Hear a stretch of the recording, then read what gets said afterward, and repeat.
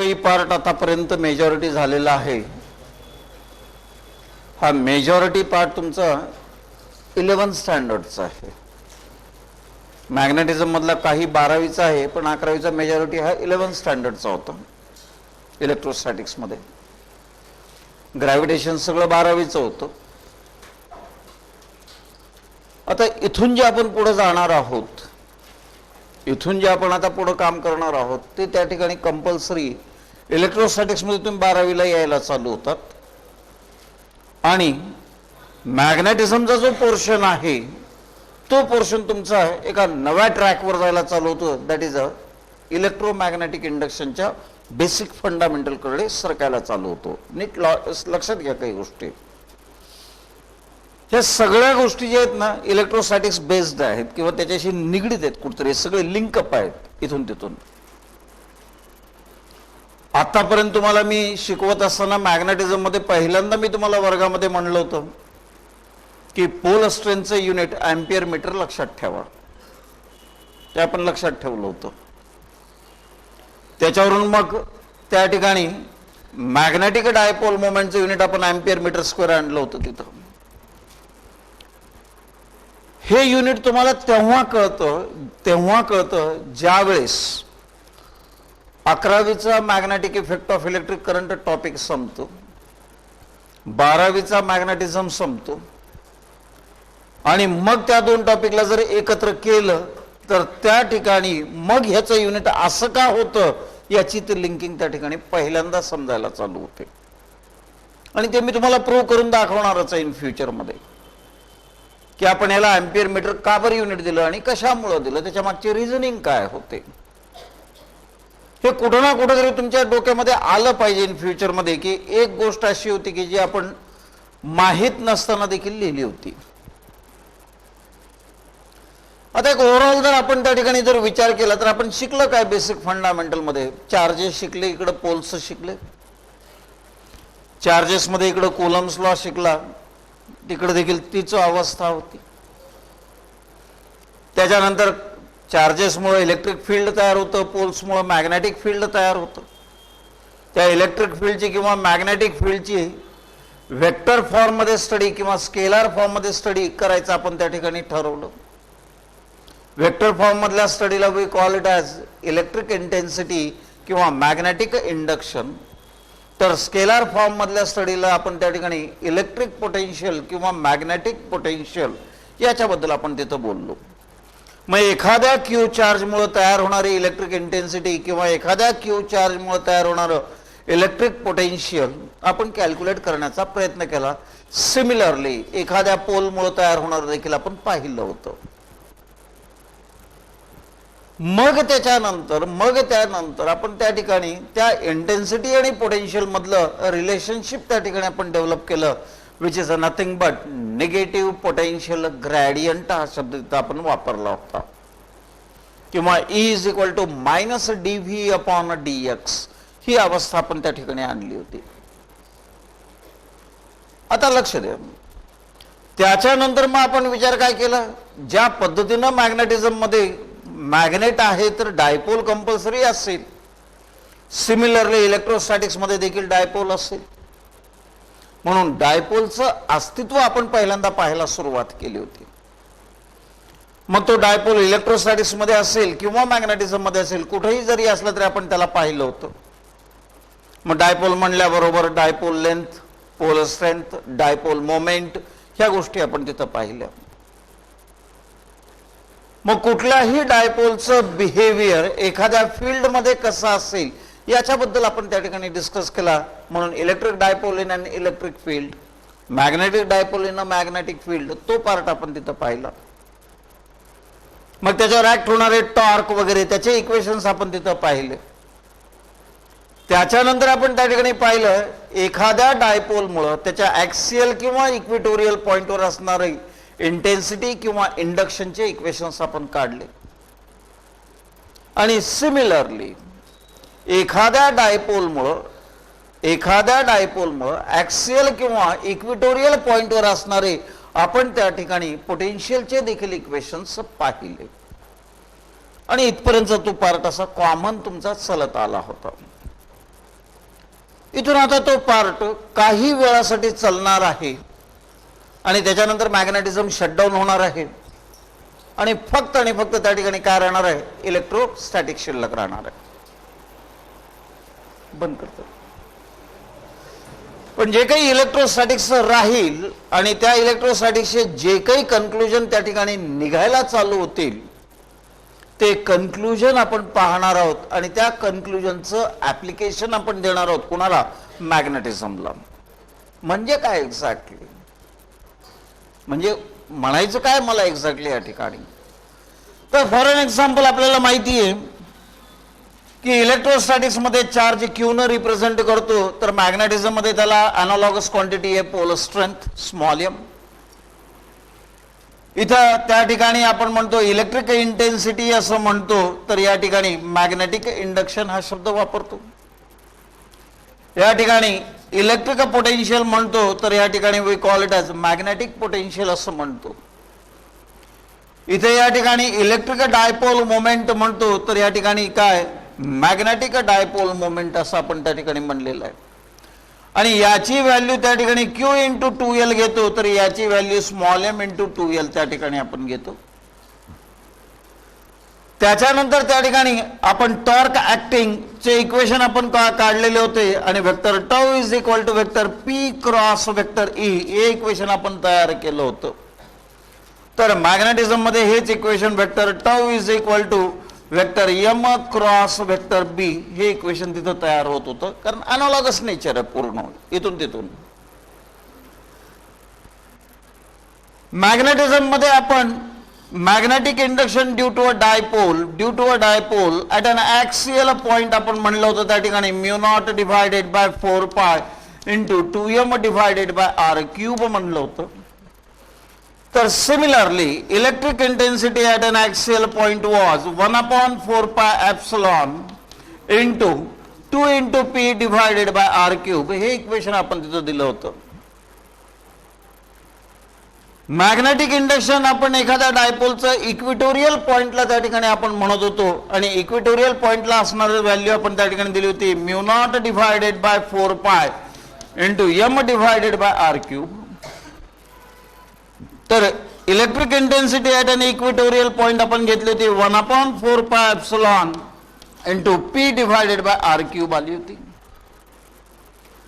त्याच्यानंतर magnetic potential due to dipole at an equatorial point तो 0 आला होता, तर electric potential at an equatorial point तो देखील काय आला होता, 0 आला होता. Similarly magnetic potential at an axial point त्या ठिकाणी आलं होतं plus or minus mu naught divided by 4 pi into त्या ठिकाणी म्हणलं होतं capital M divided by r square. आणि इकडे म्हणलं होतं at an axial point plus or minus 1/4 pi epsilon into capital P divided by r square. त्याच्यानंतर आपण म्हणलं होतं magnetic potential at any point is given by mu naught divided by 4 pi into capital M cos theta divided by r square हे equation आपण अस्तित्वात आणलं होतं. Similarly electric intensity due to a dipole at any point ते आणलं होतं आपण त्या ठिकाणी 1/4 पाय एप्सिलॉन इंटू काय capital P cos theta divided by r square हे इक्वेशन अस्तित्वात आणलं होतं. म्हणजे दिस वॉज द अनॉलॉजीज. म्हणजे हे सगळे डायपोल मुळे असणारी प्रक्रिया आपण इथून चालू केली होती. हे डायपोल पासूनची प्रक्रिया पुढची. इंडिव्हिज्युअल चार्जेस मुळे त्या ठिकाणी होतं 1/4 pi epsilon into Q divided by r square ही अवस्था होती. तर मॅग्नेटिक इंडक्शन त्या ठिकाणी होतं mu naught divided by 4 pi into small m divided by r square ही अवस्था होती. तर पोटेन्शियल मध्ये त्या ठिकाणी 1/4 पाय एप्सिलॉन हे प्लस ऑर मायनस होतं into Q divided by r. तर इथं होतं त्या ठिकाणी plus or minus mu naught divided by 4 pi into small m divided by r ही अवस्था होती इंडिव्हिज्युअल चार्जेस मुळे. आता लक्ष द्या, की आपण आता पुढे शिकत शिकत पुढे चाललोय. पहिल्यांदा आपण नुसताच क्यू चार्ज घेतला आणि त्या क्यू चार्ज मुळे तयार होणारी इंटेन्सिटी, पोटेन्शियल याच्याबद्दल बोललो. नंतर आपण दोन दोन चार्जेस घेतले, म्हणजे डायपोल घेतला आणि डायपोल घेऊन मग आपण इंडक्शन, इंटेन्सिटी, पोटेन्शियल वगैरे परत तेच इक्वेशन काढत बसलो सगळेच. मग आता या 11वी आणि 12वी मध्ये फरक काय एक्झॅक्टली आपल्या सिलेबस मध्ये, कशासाठी आपल्याला हे 12वी मध्ये नवं काहीतरी शिकावं लागणार आहे आणि का बरं शिकावं लागणार आहे. 11वीचा तुमचा सिलेबस इलेक्ट्रोस्टॅटिक्सचा जो काही रन होतो हा त्या ठिकाणी it is related with point charges. Q1 charge, Q2 charge, Q3 charge वगैरे असे चार्जेस पॉइंट चार्जेस म्हणतो आपण यांना. पण एखादा तुम्हाला स्फिअरच दिलेला मोठा लट आणि त्या अख्ख्या स्फिअरला चार्ज देऊन टाकलेला असेल तर म्हणजे the surface is being charged. मग ज्या ज्या ठिकाणी सरफेस जर चार्ज झालेला असेल तर त्याची स्टडी कशी करायची. कारण एक नियम तर साधा आहे, जिथं चार्ज असेल तो आपल्या भोवती इलेक्ट्रिक फील्ड तयार करणारच आहे, जिथं पोल असेल तो आपल्या भोवती मॅग्नेटिक फील्ड तयार करणारच आहे. त्याची स्टडी तुम्हाला करायची. नुसता क्यू चार्ज ठेवा त्याच्यामुळे इलेक्ट्रिक फील्ड असेलच ना. किंवा एखादा रॉड घ्या, त्या रॉडला चार्ज तयार करा आणि ते रॉड ठेवा, रॉडमुळे तयार होणार ना इलेक्ट्रिक फील्ड. तुम्हाला याच्यातला फरक कळावा लागणार आहे सगळ्यात पहिल्यांदा. म्हणून त्या ठिकाणी इंडिव्हिज्युअल चार्जेसला अस्तित्वामध्ये ठेवून आपल्याला काही गोष्टी शेवटी आता पाहायच्या आहेत आणि त्याच्यानंतर त्या इंडिव्हिज्युअल चार्जेसला आपल्याला बाजूला बसवून टाकायचं आणि त्याच्याऐवजी आपल्याला अस्तित्वात काय आणायचंय. माझ्याकडे एक तार आहे, त्या तारला चार्ज दिलाय मोठा लट. माझ्याकडे एक क्यूब आहे, ठोकळा आहे, त्या ठोकळ्याला चार्ज दिलाय मी.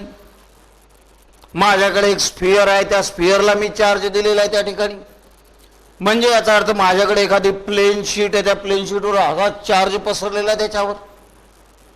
म्हणजे त्यांची अवस्था आपल्याला नंतर काय करायची, कन्व्हर्ट करायची आणि स्टडी करायची. ते स्टडी करण्यासाठी काही नवीन गोष्टी तुम्हाला त्या ठिकाणी अस्तित्वामध्ये आणाव्या लागतात. फॉर एन एक्झाम्पल एक छोटस एक्झाम्पल आपण घेऊ त्या ठिकाणी की इयत्ता 10वी पर्यंत शिकत असताना किंवा 11वी मध्ये शिकत असताना आपल्या डोक्यामध्ये एक फिट आकडा होता, ऍक्सलरेशन ड्यू टू ग्रॅव्हिटी. म्हणले की आपण 9.8 म्हणत होतो, रिकामा होत होतो. पण ज्यावेळेस आपण पहिल्यांदा ग्रॅव्हिटेशन टॉपिक शिकायला अस्तित्वात आलो तर आपल्याला कळून चुकलं जीची व्हॅल्यू पृथ्वीच्या सरफेसवर कधीच युनिफॉर्म नसते, तर त्याच्यावर वेगवेगळे इफेक्ट पडतात. ज्याच्यामध्ये अर्थचं रोटेशन आहे, अर्थची स्वतःची डायमीटर आहे, यांचे सगळ्याचे इफेक्ट त्याच्यावर पडायला चालू होतात. म्हणजे याचा अर्थ जीची व्हॅल्यू 9.8 फिक्स आहे का नाहीये, जीची व्हॅल्यू व्हॅरी होते. तुमच्या पोलला वेगळी आहे, इक्वेटरला वेगळी आहे, प्रत्येक ठिकाणी त्याची व्हॅल्यू काय होते, व्हॅरी होते. त्याची ऍव्हरेज व्हॅल्यू आपण 9.8 घेत असतो हे आपल्याला माहिती आहे. किंवा अजून एक एक्झाम्पल मी तुम्हाला देतो. 10वी पर्यंत म्हणा किंवा 11वी पर्यंत म्हणा की तुम्ही आल्यानंतर एखाद्या ठिकाणी करंट हा शब्द काढला की तुम्हाला त्या ठिकाणी सगळ्यात पहिल्यांदा आठवतो कोण, ओम्स लॉ आठवतो. मग ओम्स लॉचा वापर करून त्या ठिकाणी मग रेजिस्टन्स हा शब्द येतो. रेजिस्टन्सेस इन सिरीज, रेजिस्टन्सेस इन पॅरलल वगैरे वगैरे वगैरे वगैरे हे तुम्ही शिकता. साध्या सिरीज पॅरलल कॉम्बिनेशन मध्ये जेव्हा रेजिस्टन्सेस असतात तशा पद्धतीच्या सर्किटला सिंपल सर्किट असं म्हणतात. पण हेच सर्किट जर साधं नाही राहिलं, कोण कुणाच्या सिरीज मध्ये कोण कुणाच्या पॅरलल मध्ये जर हे कळलं गेलं तर तशा सर्किटला we call it as complicated circuit म्हणतो. आणि अशा कॉम्प्लिकेटेड सर्किटला तुमचा ओम्स लॉ काही कामाचा नाहीये. म्हणून नवे लॉज त्या ठिकाणी शिकायला तुम्ही चालू करता. कुठले, किर्चॉफ्स लॉ शिकता तिथं, जे आपण 12वीच्या करंट इलेक्ट्रिसिटीमध्ये शिकणार आहोत. पण समजा 12वी झाली, इंजिनिअरिंगला गेलात, इंजिनिअरिंग करत असताना इलेक्ट्रिकल इंजिनिअरिंगचा विषय आहे तुमच्या समोर, त्या ठिकाणी मग सर्किट इनफायनाईट लेंथ, आपले सर्किट पूर्वी टेबलावर होते, आता जे तुमच्याकडे ह्या ज्या MSCBच्या तारा दिसतात त्या आल्यात, कुठून आले? थर्मल पासून आले तिथपर्यंत. मग एवढं लांब नेटवर्क एकमेकाबरोबर कसे बिहेव करत असतील, ज्यांची लेंथ इनफायनाईट व्हायला चालू होते, त्याचं इमॅजिनेशन चालू होतं डोक्यात. मग तिथं तुमचा किर्चॉफ्सलाही काही कामाला येत नाही. मग तिथं अजून नवा लॉ तिथं शिकावा लागतो, थेविनियन्स थेरम शिकावं लागतं, नॉर्टन्स थेरम शिकावं लागतं, ह्या गोष्टी शिकाव्या लागतात. म्हणजे याचा अर्थ व्हॉट वी डू, एक बेसिक फंडामेंटल आपण घेतो, त्याची एक स्टडी करतो, त्याचं मग त्या ठिकाणी परत फोड करायला चालू करतो, मग अजून डीपमध्ये आपण त्याच्या जायचा प्रयत्न करतो. That is called as a knowledge. Current electricity हे करंट इलेक्ट्रिसिटीच आहे. तुम्ही इंजिनिअरिंगला गेला तरी पहिलं पान काढल्यानंतर ओम्स लॉच दिसणार आहे, नवं काही नसणार आहे. जे तुमच्या 8वी 9वीच्या पुस्तकात होतं तेच राहणार आहे तिथं देखील. तुम्ही जे 12वीतला आता शिकणार आहात तो किर्चॉफ्स लॉ परत एकदा तुम्हाला ते इंजिनिअरिंगमध्ये शिकावाच लागणार आहेत. हां, त्याच्यानंतर तुम्हाला त्याचे लिमिटेशन्स कळणार आहेत, का बरं अडचण आहे याची, म्हणून नवा लॉ का शिकणं गरजेचं आहे, हे तो पुढचा पार्ट झाला. सिमिलरली या ठिकाणी देखील एका वेगळ्या पद्धतीनं आपल्याला करायचं काय एक्झॅक्टली, काही करायचं नाहीये. आपल्याला फक्त एक साधा कॉमन सेन्स माहिती आहे. कुठला? की ज्या ज्या वेळेस चार्जेस असतात त्या त्या वेळेस आपल्या भोवती इलेक्ट्रिक फील्ड तयार करतात, ज्या ज्या वेळेस पोल्स असतात त्या त्या वेळेस आपल्या भोवती मॅग्नेटिक फील्ड तयार करतात. त्या इलेक्ट्रिक फील्डची किंवा त्या मॅग्नेटिक फील्डची स्टडी करणे म्हणजे अभ्यास करणे, म्हणजे आपला सिलेबस. मग त्याच्या स्टडी करणार कशी ते पूर्वी सांगितले तुम्हाला. वेक्टर फॉर्म मध्ये स्टडी करायची असेल तर कशाचं इक्वेशन काढा? इलेक्ट्रिक इंटेन्सिटीचं काढा. स्केलर फॉर्म मध्ये जर त्याचं उत्तर काढायचं असेल तर कशाचं काढा? पोटेन्शियलचं काढा. आता तुम्हाला त्या ठिकाणी इलेक्ट्रिक इंटेन्सिटीचे इक्वेशन्स काढायचे. मग तुम्ही वर्गामध्ये तुम्हाला टॉपिक झालेला आहे गॉस थेरम वगैरे वगैरे. कशासाठी तेवढं गॉस थेरमला डोकं आपटलं तुम्ही? कशासाठी? एकाच गोष्टीसाठी ना, इंटेन्सिटीचं इक्वेशन काढण्यासाठी. दुसरं काय होतं तिथं काहीच नाहीये. फक्त फरक काय होता, इथं नुसताच क्यू चार्ज आहे आणि क्यू चार्ज मुळे आर अंतरावर असणारी इंटेन्सिटी पटकन आपल्याला देता येते, तिथं नाही देता येत. कारण तिथं इन्फायनाईट लॉंग शीट असेल किंवा इन्फायनाईट लॉंग सिलेंडर असेल किंवा स्फिअर असेल ज्यांना चार्ज केले, मग त्यांच्यामुळं काढायचं आपल्याला. आणि ते काढण्याच्या पद्धती कशा असतील? वेगळ्या असतील. म्हणून त्याचा एक बेस तुमच्या डोक्यामध्ये आज तयार करायचा आहे मला. हा जो झाला तो एक बेसिक फंडामेंटल झाला. आता एक बेस आपल्याला डेव्हलप करत जायचा आहे आणि जो बेस त्या ठिकाणी काम करणार आहे 12वीचं इलेक्ट्रोस्टॅटिक्स, तोच बेस काम करणार आहे 12वी मधलं तुमचं इलेक्ट्रोमॅग्नेटिक इंडक्शन. हाच बेस तुमचा काम करणार आहे हळूहळू magnetic effect of electric current मध्ये देखील. म्हणजे या सगळ्या गोष्टी 2-3 टॉपिक मध्ये तुम्हाला फिरता आलं पाहिजे. त्या 2-3 टॉपिक मधले वेगवेगळे कन्सेप्टचे फंडामेंटल्स डोक्यामध्ये तयार झाले पाहिजेत. हा त्याच्या मागचा साधा.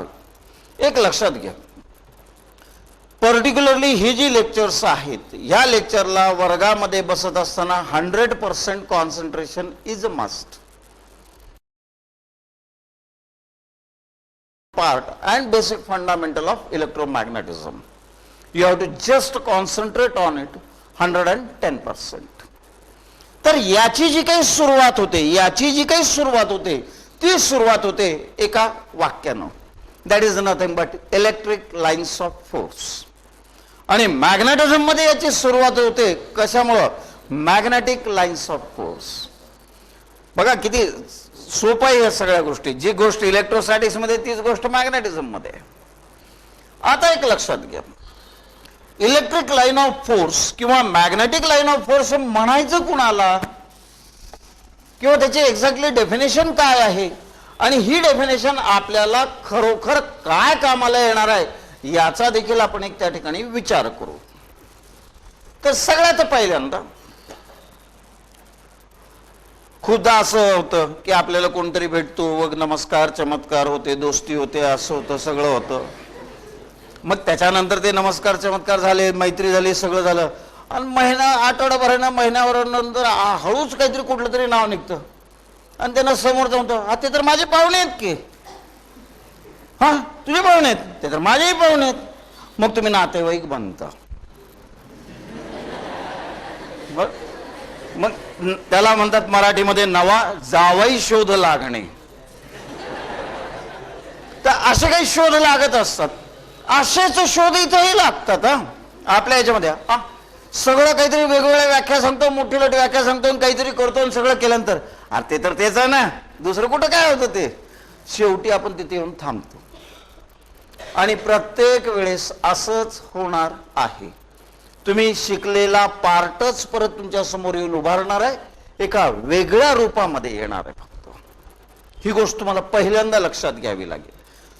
तुम्हाला वाटत असेल ज्या ज्या वेळेस तुम्हाला वाटेल ना हे काय काहीतरी नवं चालू आहे, तापदायक चालू आहे, तर ज्यानं कोणी हुडकले हे सायंटिस्ट जो कोणी असेल त्याच्या गच्चीला पकडायचं आणि उभा करायचं. चल उभा येतो ते समजून हे काय लावलं नाटक नवं. मारलात गप्पा कधी त्यांच्याबरोबर? नाही मारूत आपण, काळजी नको करू. त्याला बिलकुल पकडून आणत आपल्या समोर, काही नाही त्याने येते कधी म्हणेल तेव्हा, रात्री बेरात्री कधीही वाचता येते. आपल्या मनावर आहे ना, कारण आपण कोण आहे, सायन्सचे विद्यार्थी आहेत. आपली ताकद सगळ्यात मोठी. लोक तारे फिरे आणतात, आम्ही काय नाही, आम्ही मेलेल्या सायंटिस्टला उचलून आणतो इथं. चल उभा सध्या सांग बेटा समजून काय म्हणायचं होतं तुला. Yes or no? This is the best way to do it. जे ज्यानं ते टाकलंय आपल्या समोर त्यानं जे यावं ना. का बरं टाकलं सांग, कशासाठी टाकलं? उगाच घेणं देणं आमचं नीट चाललं होतं की बरं आमचं घरवर. न्यूटनला आणून उचललं, उभा केलं. तुला कोण सांगितलं होतं शहाणपणा ते सफरचंद बघायला? पडला उचलायचा, खायचं आणि गप निघायचं आपलं. हे असंच होतं.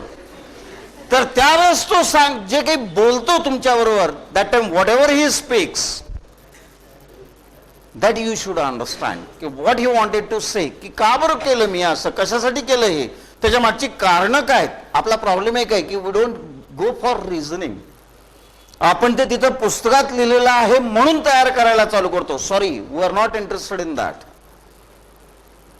ते पुस्तकात आहे म्हणून नको, त्याच्या मागचं काय कारण, काय तो हे करण्याच्या मागचं, कशासाठी करू लागलास हे सगळंच. तर त्याला कुठेतरी एक लिंक तयार करायची. हे इलेक्ट्रिक लाईन्स ऑफ फोर्स का बरं असत होते, ऍक्च्युली ह्यांची काही गरज नव्हती, पण यांना अस्तित्वात आणावं लागलं. याच्यासाठी आणावं लागलं की नंतर जेव्हा इंडिव्हिज्युअल पॉइंट चार्जेस नाहीयेत आणि अख्खा सरफेसच्या सरफेस चार्ज आहे, तिथं काय करायचं. तिथं प्रश्न पडायला चालू झाले. आणि तिथं जेव्हा प्रश्न पडायला चालू झाले मग त्याचं उत्तर तिथं सापडणं गेलं. म्हणून हे अॅनालॉगस नेचर तिथं डेव्हलप करावं लागलं आणि याच्यावरून तिथं जावं लागलं. फॉर एन एक्झाम्पल, मी हात घेतला, माझा बोट आहे इथं, सहज मी असं केलं, 1 2 3 4 10-12 केस आहेत, बस संपलं. 10-12 पॉइंट चार्जेस आहेत, प्रत्येक पॉइंट चार्जेस पासून येऊ लागलाय. ओके, पण जेव्हा सरफेस कम्प्लिटली चार्ज असतो,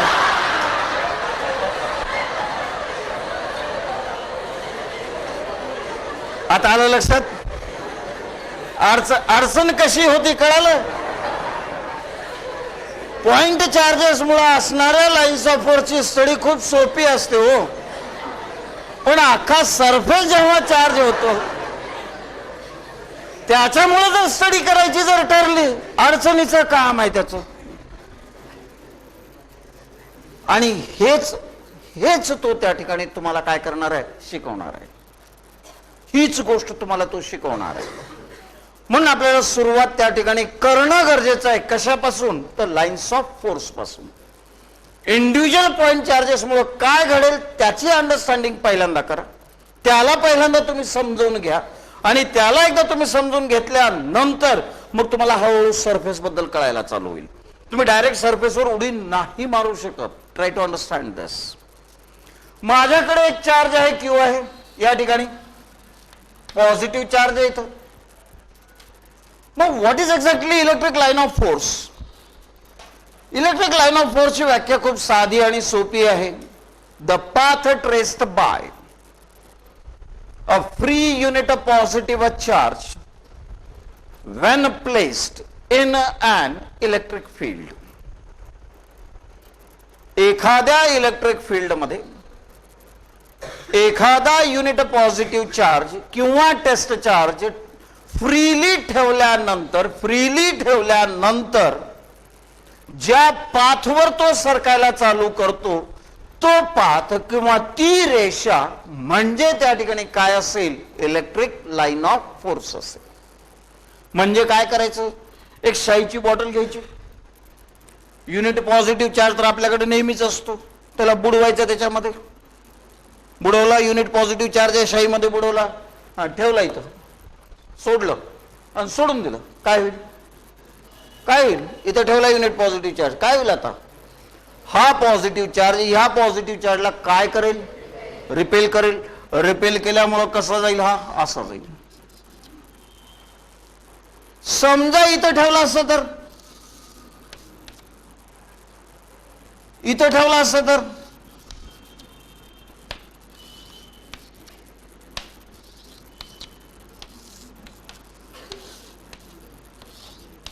कळालं?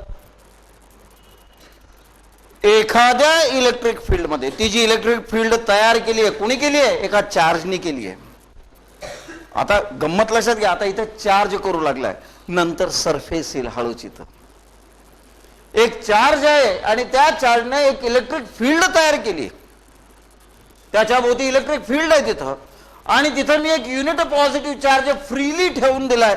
तर ज्या पाथवर तो जायला चालू करतो त्या पाथला त्या ठिकाणची इलेक्ट्रिक लाईन ऑफ फोर्स असं म्हणतात. समजा जर माझ्याकडे या ठिकाणी निगेटिव्ह चार्ज असता तर काय घडलं असतं? इथं ठेवला असता, ते असं आलं असतं. का बर? हा युनिट पॉझिटिव्ह चार्ज, त्याला यानं काय केलं असतं? अट्रॅक्ट केला असतं. इकडे ठेवला असतं तर हा असा अट्रॅक्ट झाला असता, इकडे ठेवला असतं तर हा असा आला असता, इकडे ठेवला असता असा आला असता. आता हे दोन चित्र पाहिले, ह्या दोन चित्रांना आपल्यालाही म्हणता येईल ना, काय म्हणता येईल? The electric lines of force always starts from positive charge. Positive charge पासून त्या सुरुवात होतात. And the electric lines of force always ends, संपतात. कुठे येऊन संपतात? On a negative charge. त्याला पाठ करायसारखं काय त्याच्यात? They starts from positive charge and ends on negative charge. बरोबर आहे. आता मी मॅग्नेटिझम मध्ये जातो, तिकडे उडी मारतो. हा, what is magnetic lines of force? The path traced by a free unit on north pole strength when placed in a magnetic field. इथे इलेक्ट्रिक लाईन ऑफ फोर्स कशा असतात? Starts from positive charge, ends on negative charge. मग magnetism मध्ये कशी अवस्था असेल? The magnetic lines of force always starts from north pole and they ends on. काही अडचण? आता एक पुढची गंमत लक्षात घ्या. माझ्याकडे समजा एक पॉझिटिव्ह चार्ज आणि दुसरा अजून एक पॉझिटिव्ह चार्ज, असे दोघं असते. याची लाईन ऑफ फोर्स अशी गेली असती, याची लाईन ऑफ फोर्स अशी गेली असती. मात्र या ठिकाणी काय दिसलं असतं? याची ही अशी असती, याची ह्या पद्धतीनं असती.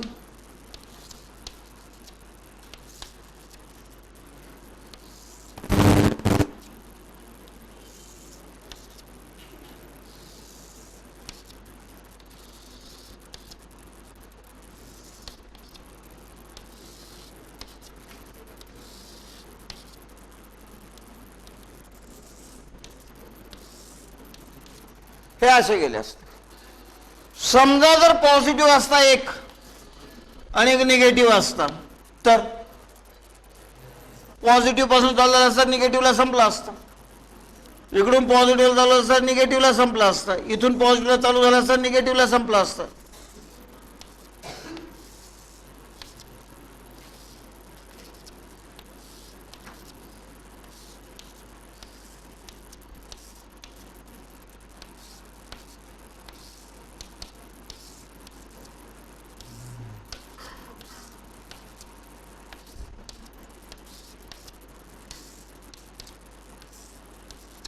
असे दिसले असते. आता ही सगळी चित्र पाहिली असते, तर एक गोष्ट मला कळाली असते. काय?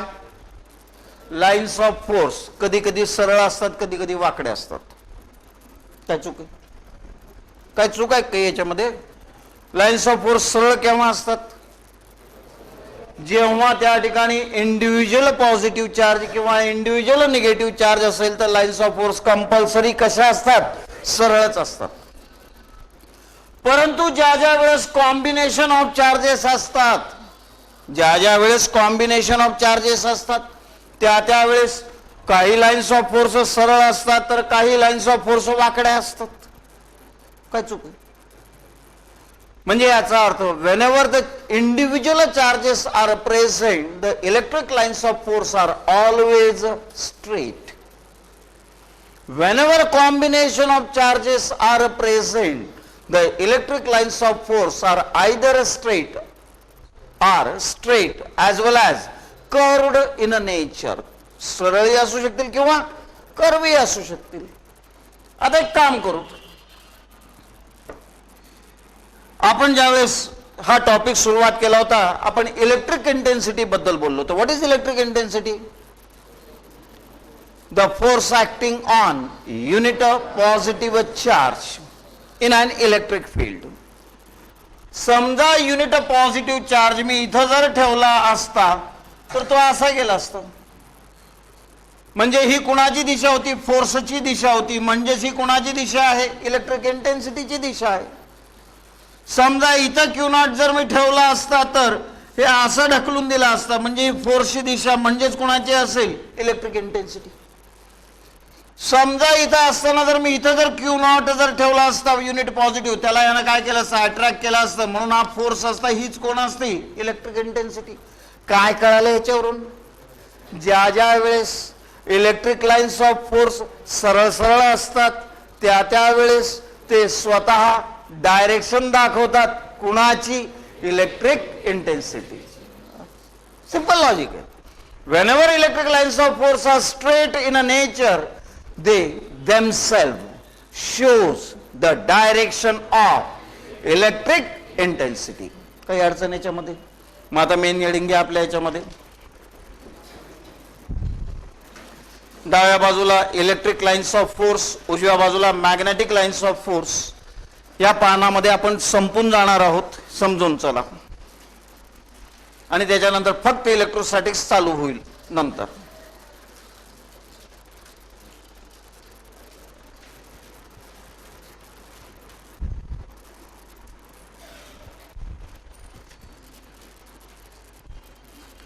पहिला point, the path traced by electric line of force मध्ये घेऊ. इलेक्ट्रिक लाईन्स ऑफ फोर्स मध्ये डेफिनेशन किंवा पहिला पॉइंट घेऊत आपण. The path traced by a free unit of positive charge, free unit of positive charge when placed in an electric field. ही definition आहे बरं का. मॅग्नेटिक लाईन्स ऑफ फोर्सची definition. The path traced bye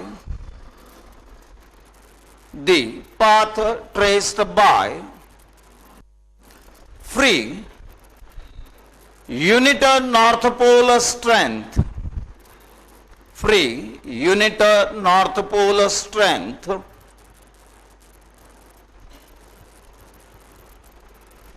when placed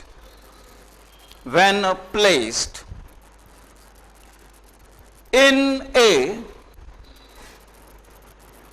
magnetic field.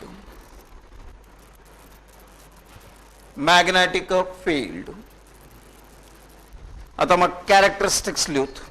Electric line of फोर्सच्या characteristics, तर उजव्या बाजूला magnetic lines of फोर्सच्या कॅरेक्टरिस्टिक्स. मी एक एक एक एक कॅरेक्टरिस्टिक्स आपण पाहूत आणि मग लिहायला चालू करू.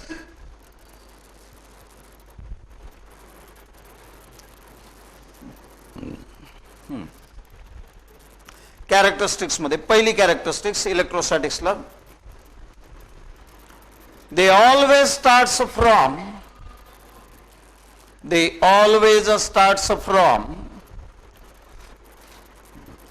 positive charge and ends on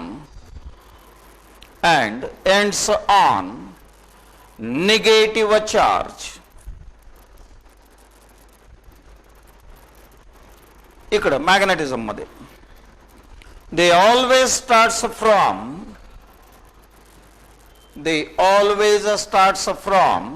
north pole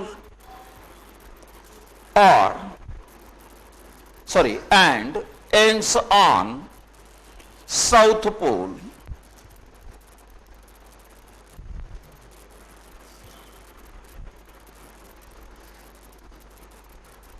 त्याच्यानंतर दुसरा पॉइंट, आता जे आपण शिकलो तेवढंच लिहूत आपण. दुसरा पॉइंट काय शिकलो की इलेक्ट्रिक लाईन्स ऑफ फोर्स एकतर सरळ असतील किंवा कर्व्ड असतील, बरोबर. दे आर आयदर, दुसरा point, they are either straight or curved in a nature. इकडे देखील तोच पॉइंट येईल, सेम.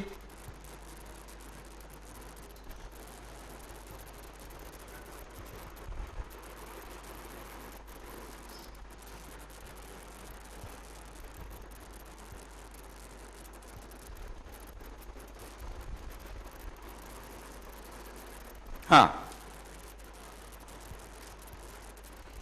तीसरा point, if the electric lines of force are straight,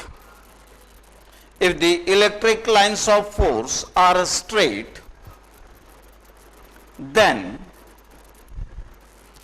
they themselves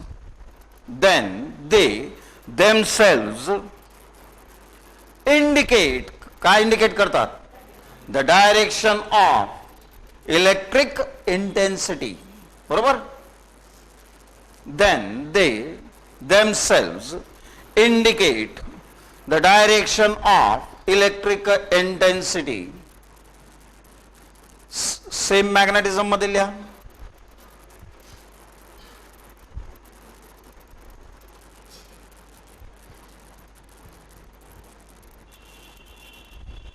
काय होईल मॅग्नेटिझम मध्ये, they themselves indicate the direction of magnetic induction.